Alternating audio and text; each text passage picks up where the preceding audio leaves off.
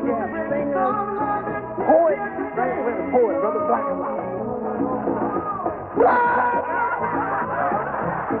Richard Pryor playing himself in lighter moments of his life story that wind up with him becoming a suicidal drug addict.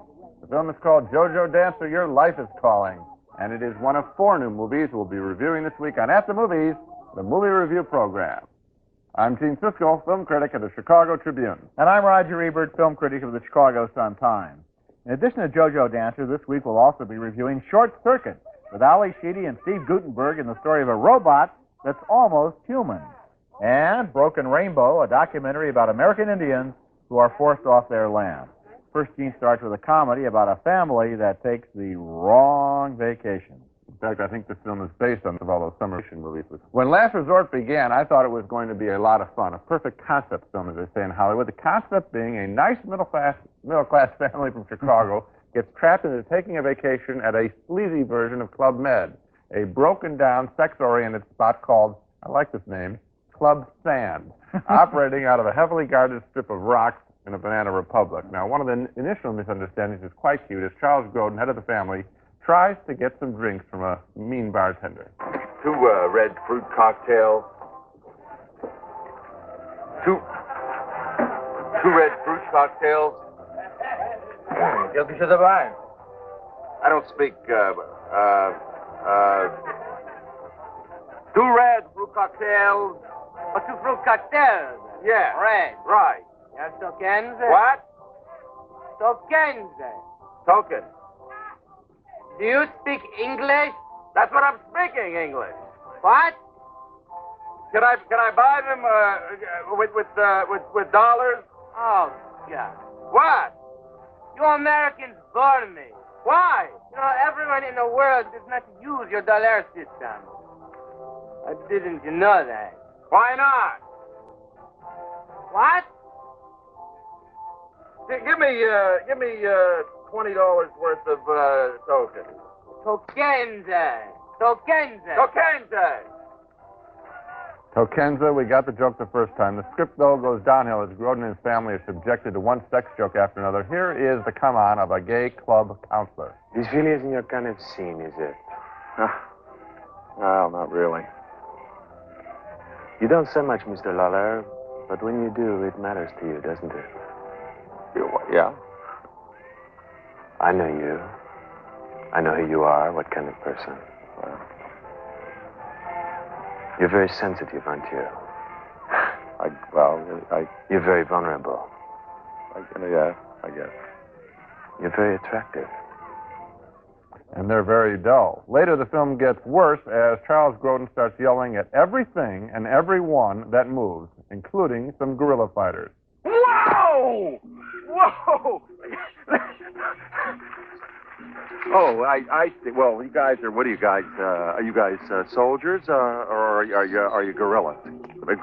Good gorillas. So, what's happening down here? It's like the government is. I should know, but I'm just another stupid American. Well, all the gorillas do is eat chicken for a while. That's not too funny. And Grodin's screaming. Well, my guess is that he shouts, and I don't think this is an exaggeration. I'll check it with Roger in a minute.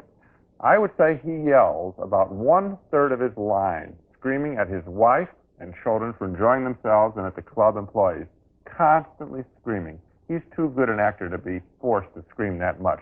All I could think of while I watched this movie is how much funnier it would have been if it had been written by and starred Woody Allen, especially early in Woody Allen's career where he might have made such a film, or more recently, Steve Martin or Albert Brooks, or probably anyone listening to my voice who's ever written a complete sentence, because this script really goes in the dumper. I think you put your finger on something. I don't think the screenplay was really finished when they started shooting the movie. And the fact is, there are moments from time to time that all by themselves are funny. For example, the walls that you can hear right through. Yes. Or the whole idea that they were at the wrong camp. For The idea is fun. The idea is good, and yet there are whole characters that aren't developed. For example, his son and his daughter, the old, not the little kid, but the older teenage son and daughter, who obviously were supposed to represent something, and then they're just kind of lost in the shuffle. And other things are lost in the shuffle, too. Good idea, poor execution. That's it.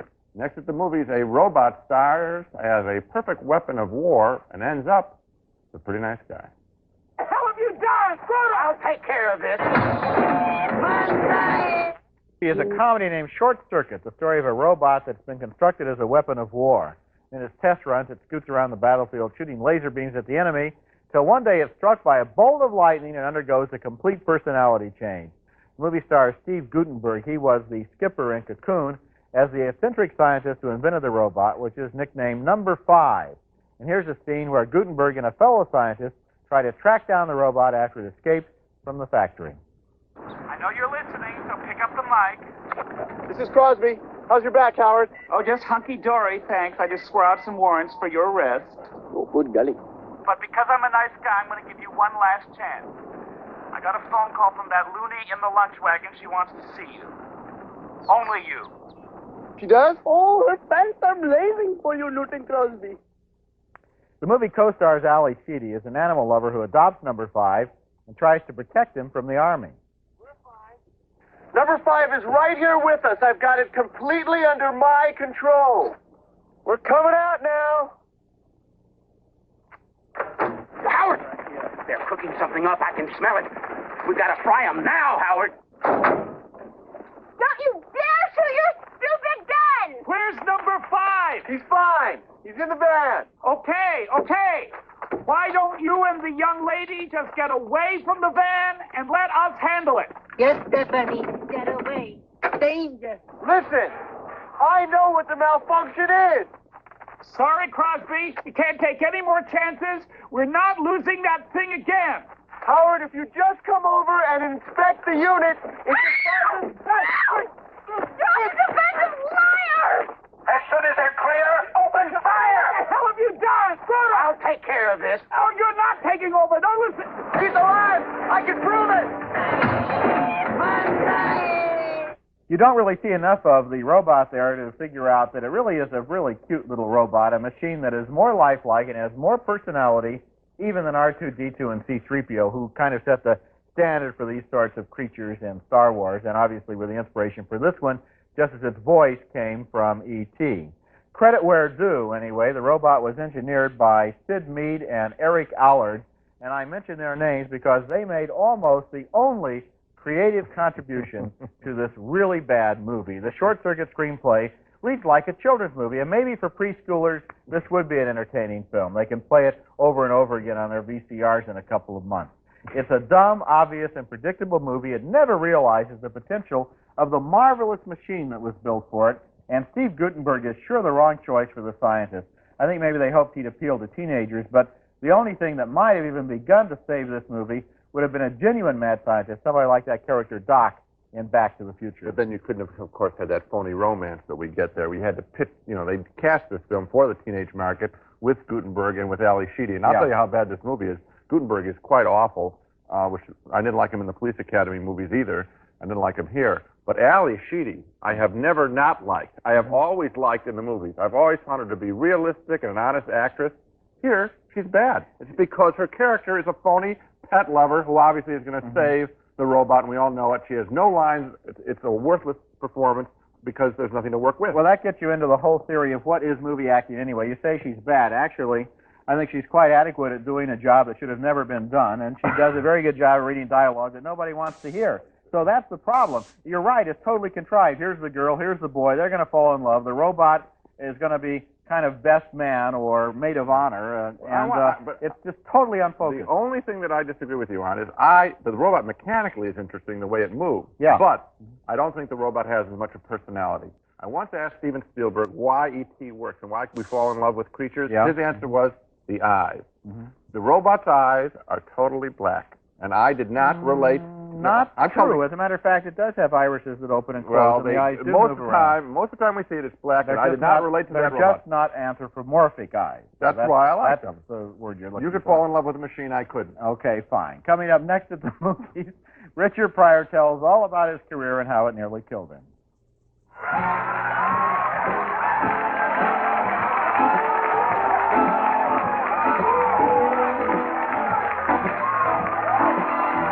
Is nothing less than one of the year's best, featuring one of our most popular stars in a semi-autobiographical film that manages both to tell some hard truths about his life while remaining most entertaining. The life belongs to Richard Pryor. The film is called JoJo Dancer, Your Life is Calling, with Pryor playing himself a comic he calls JoJo Dancer.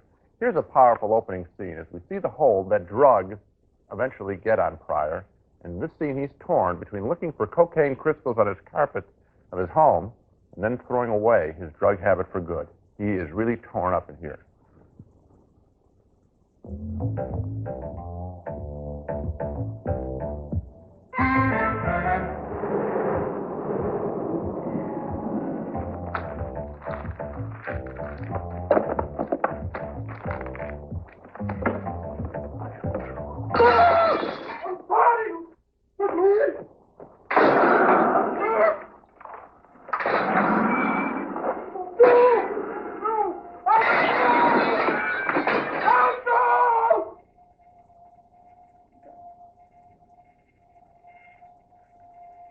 Gonna let it be.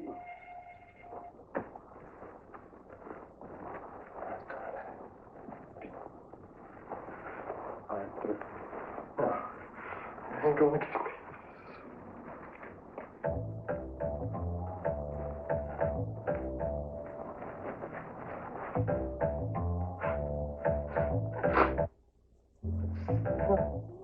Yeah, that man is hooked. And if he lies in a hospital bed, he will reflect on every aspect of his life, including his marriage at the beginning of his career as a comedian. Why'd you marry me, JoJo? What are you talking about? What? Because you thought I was pregnant. But I'm sorry I tricked you. I'm sorry I wasn't pregnant. I'm sorry. I'm not. But it's all right. I just didn't want to be alone. Hey, I didn't want to be alone, all right? So I married you, so I wouldn't be alone, so we're not alone. Let's go. I can't go. You're not gonna go? No, baby.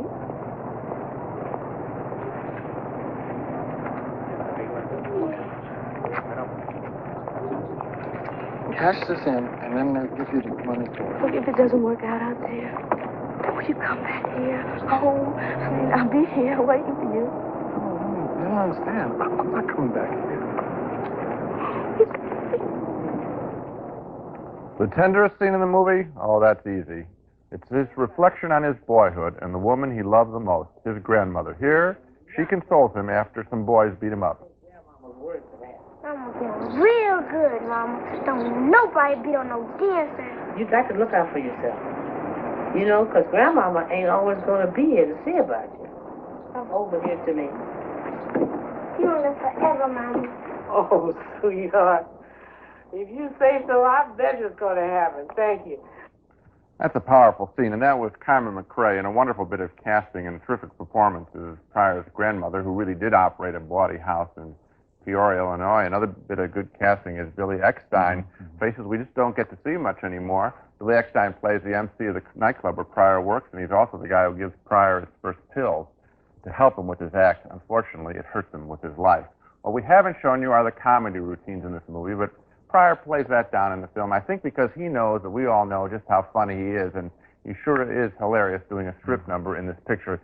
You must see this to believe it. I mean, Richard Pryor playing a woman stripping, and we really think for a second there might be a woman up there. What's special here, though, is the head-on way he treats his drug addiction and his redemption. Drugs kill. They can kill the biggest star with all the money and all the talent and all the brains in the world. Thankfully, Richard Pryor lived to tell that story. He wrote and directed this movie, and I've been saying for years he hasn't had a part that is worth him. This one is worth him. It's him. That's right. The only thing, and I like the movie too, not quite as much as you did, because it seems to me as if the third act is missing. We have the childhood also, with nostalgia, with color, with excitement, with the memory of the experiences that he went through. We have the rise to stardom and the terrible descent into drug addiction. What we don't really have is the redemption. You said it's there, but I don't know. I would like to see more of the process by which Richard Pryor was able to pull himself back from the brink that accident represented. I'll say this. I could watch, at this level of storytelling, this level of candor and honesty of a Hollywood figure about himself, which we never get in the movies. That's right. I could watch this for 6 hours. I mean, I understand that there may be a sequel to this then film, I will and I would like to see it because I would like to know the rest of the story. What's here? I'll talk about that. As an actor, as a director, as a writer, Richard Pryor is at the top of his form in this movie, and it is really good. The only feeling I had at the end was a sense of incompleteness. The film kind of ends with that. The film ends with that monologue on stage that doesn't really seem to tell the whole story. I would like a little bit more of how he came back from that brink. Well, I think I know how he did it. I think it suggested that he eventually somehow got his life together and stopped. I didn't think I needed it spelled out. I put this in a class with all that jazz, the Bob Fosse confessional autobiography about his workaholism. Here is Pryor on drug addiction, and I think he does it spectacularly. Next at the movies, Broken Rainbow, this year's Academy Award winner, is Best Documentary, now going into national release. The birth defect ratio on the Navajo reservation is twice the national average. Exposure to radiation is the probable cause. The movie won this year's Academy Award for Best Documentary, although there are a lot of techniques in this movie that do not exactly represent documentary filmmaking at its finest. The name of the movie is Broken Rainbow, and is a protest against bureaucratic government policies that are causing thousands of Navajo and Hopi Indians to be uprooted from their ancestral homelands in the Southwest. The film thinks there's an ulterior motive, big mining companies that want the coal and mineral wealth that's under those Indian lands. And here's a montage of 3 scenes from the movie, which is narrated by Martin Sheen. Since before human memory, winds and waters have sculpted this sacred Indian land and shaped the landscape like no other on earth. For 150,000 moons, Indian prayers have bonded the land and sky.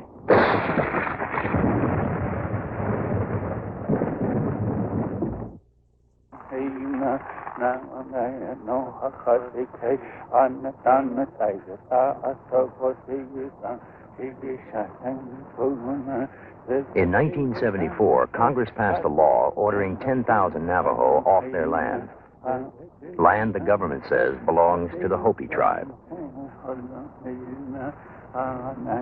Congress has ordered the Navajo to move by 1986, despite the protests of the traditional Hopi and Navajo people. Washington says, go away, go someplace else. Go walk among people and places you don't know. We are not hard enough to survive in places that we're unfamiliar with. If we leave here, we'll grieve for our homeland, and it'll kill us. I really wish that Navajo leaders and Navajo people generally would take a look at this and say, we don't like it. It's rotten. It's unfair. We wish they had done it some other way. But we're Americans like everyone else, and we can change if we have to, and we'll find some more land that our kids will think is just as good as this land and get on with it. Broken Rainbow made me angry with the story of those Indians, and I was really shocked that Congressman Udall, who I have always respected, would be so insensitive to the feelings of these people and how their way of life and their ancient traditions are being disrupted by a bunch of politicians in Washington. And that's the purpose of this movie, which will be playing this week in about 100 cities around the country. I agree with the film's message. What I do not admire is its documentary technique. It's a confusing mixture of narration that tells us one thing, pictures that often show us something else. It even throws in old Western footage that has nothing to do with those people or their stories. It uses a shotgun approach, confusing the right of the people to stay on the land with all sorts of unproven conspiracy theories about who might want to push them off and why. Journalistically, Broken Rainbow uses slipshod techniques, but its heart is in the right place. Well, of course its heart is in the right place, and that's why we're moved by it. But I must admit, and I'm sort of glad that, professionally that you spotted it too. I don't mean to patronize you with that remark. I was just going to say, I felt the same way. Slipshod techniques. For example, here's Congressman Udall, a very highly regarded man. I wanted someone to follow up. And I said, how can you say that? I wanted to hear that voice. I wanted Mike Wallace, if you will. But they don't want to question him because they want to take that soundbite and use it in order to show that he's insensitive. And then they move on to the next thing. He's bad. Let's not go back to him. Let's not try to pin him down. Let's not try to get into it. I want to give you another example. The thing you mentioned about the mineral companies. Let's go. I mean, let's face it. 60 Minutes could do this story better than the way that this movie has been done. Oh, lots better, yeah. And it could do it in 20 minutes. Now, give them 90 minutes. I mean, you would have an extraordinary documentary. This is a shocking, terrible story, badly told. So here's a funny thing, then. In that case, do we recommend it or not? You can recommend it, but you can't. You can recommend the issue, but you can recommend the film. You've got to have a lot of footnotes underneath your recommendation. Yeah, I guess that's true. To recap our reactions to the movies on this program, both Gene and I voted thumbs down on the empty comedy Last Resort, a good idea ruined by a stupid script. And 2 more downturn thumbs for Short Circuit, some cute ideas, but Steve Gutenberg is a stiff in a story that gives all of its good lines to robots. And we split only in degree on Richard Pryor's autobiography, JoJo Dancer, Your Life is Calling. Gene thinks it's courageous, honest, and funny. I wanted more on Pryor's recovery process, but still 2 thumbs up. And finally, well, 2 thumbs down for Broken Rainbow. Gene was moved by it. So was I, but neither of us thought that the journalism in the film was worthy of the subject matter. A much better film could have been made with the same materials. That's right. I mean, that's what I feel when I see that. No, I'm not going to tell my friend to go see it. You know why? Because I know that they know that the Indians are being ripped off. They've been ripped off for centuries. It's not going to change.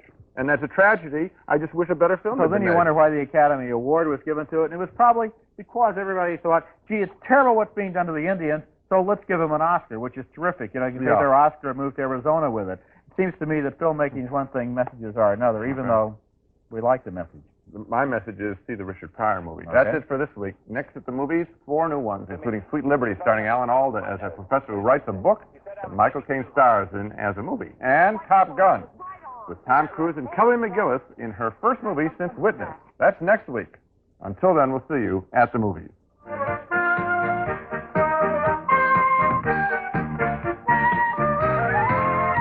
Nestle Crunch. It's creamy milk chocolate and crispy crunchies. Chocolate is scrumptious when it crunches. That's why you'll love Nestle Crunch. Jovan Musk for men and women. We help America stay sexy.